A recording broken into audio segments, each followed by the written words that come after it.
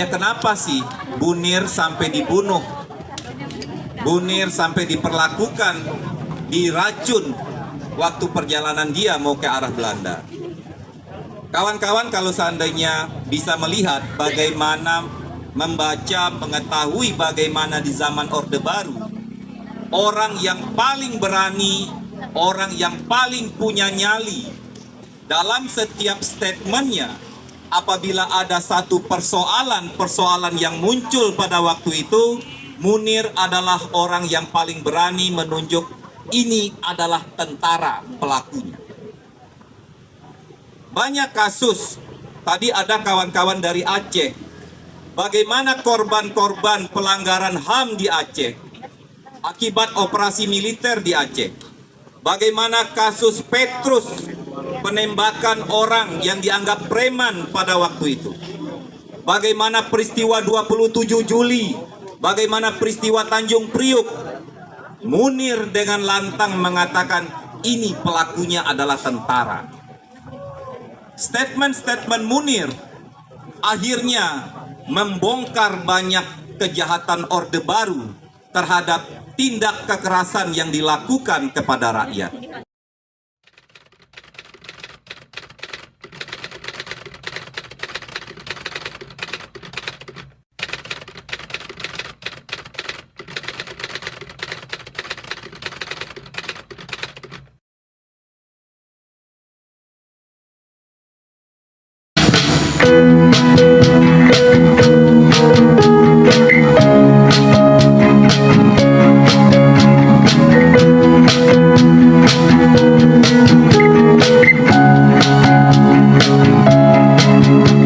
Hari telah terganti, tak bisa ku hindari. Tibalah saat ini bertemu dengannya. Mohon Tuhan untuk kali ini saja beri aku kekuatan untuk bertemu dengannya. Mohon Tuhan untuk kali ini saja lancarkanlah hariku bersamanya.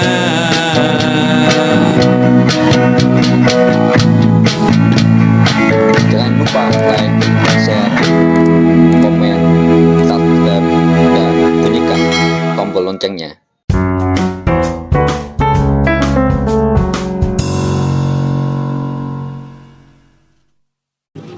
Orang bertanya, kenapa sih Munir sampai dibunuh? Munir sampai diperlakukan, diracun waktu perjalanan dia mau ke arah Belanda. Kawan-kawan kalau seandainya bisa melihat bagaimana membaca, mengetahui bagaimana di zaman Orde Baru, orang yang paling berani, orang yang paling punya nyali dalam setiap statementnya, apabila ada satu persoalan yang muncul pada waktu itu, Munir adalah orang yang paling berani menunjuk ini adalah tentara pelakunya. Banyak kasus, tadi ada kawan-kawan dari Aceh, bagaimana korban-korban pelanggaran HAM di Aceh akibat operasi militer di Aceh.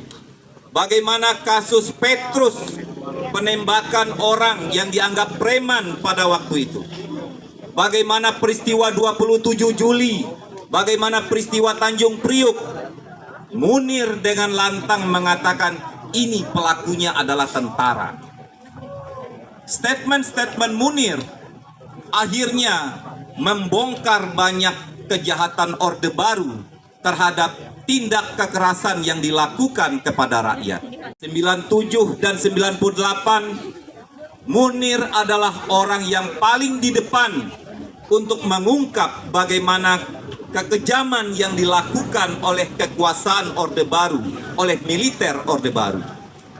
Sampai pada saat penculikan aktivis, Munir adalah orang yang paling berani mengatakan ini adalah tentara. Itulah kenapa Orde Baru, khususnya tentara pada waktu itu, begitu memusuhi Munir, begitu benci terhadap Munir, karena dia adalah orang yang tidak pernah sedikit pun takut untuk mengungkap peristiwa yang kejahatan yang dilakukan oleh kekuasaan. Saya secara pribadi, saya kenal dengan Munir, tentu ada satu hal yang sangat pribadi antara saya dengan dia. Tahun 97, saya pernah dipenjara bersama dengan Petrus Bimo Anugrah. Petrus Bimo Anugrah adalah salah seorang korban yang pernah diculik, yang hingga hari ini tidak kembali. Munir adalah orang yang menjadi penjamin sekaligus kuasa hukum kami pada waktu itu. Munir selalu ada di depan di saat aktivis-aktivis di tahun-tahun 90-an. Dia selalu orang yang paling di depan untuk membela aktivis yang ditangkap. Dia pasang badan untuk memberikan jaminan kepada kami pada waktu itu untuk mendapatkan tahanan luar.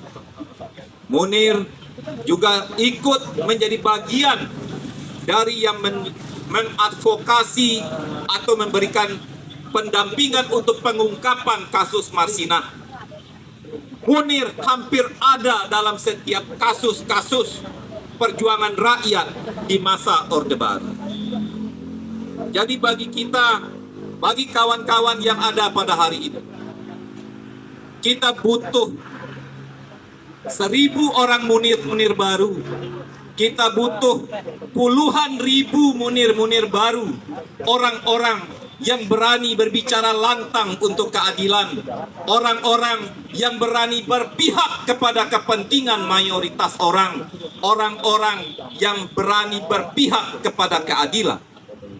Tentu sosok Munir harus menjadi inspirasi bagi kawan-kawan muda.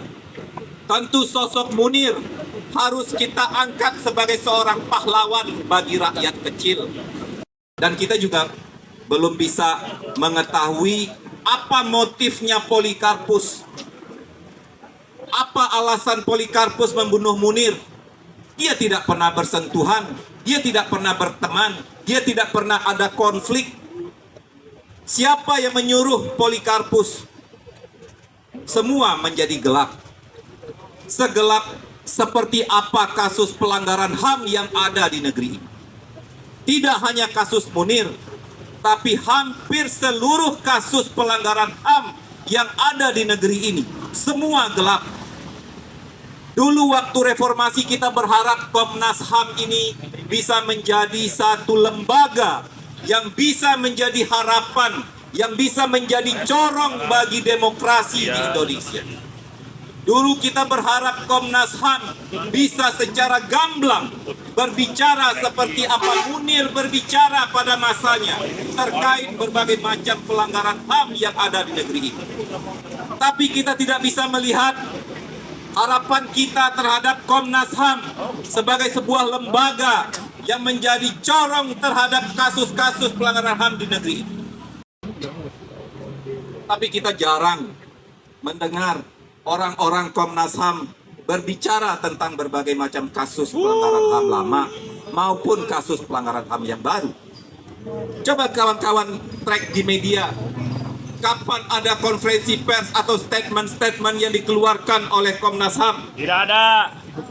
Atau kapan Komnas HAM mengajak masyarakat sipil untuk meminta dukungan gerakan masyarakat sipil untuk dia mendesakkan apa yang sedang dia selidiki untuk bisa dituntaskan di mana hambatan-hambatan yang sedang mereka alami? Tidak ada. Padahal Komnas HAM ini salah satu lembaga yang lahir karena reformasi. Semua orang menginginkan lembaga ini bisa mengusut secara tuntas berbagai macam kasus pelanggaran HAM di masa lalu. Ya warna oranye partai buruh, warna oranye partai buruh, partainya kelas pekerja, partainya kelas pekerja, partai buruh nomor 6.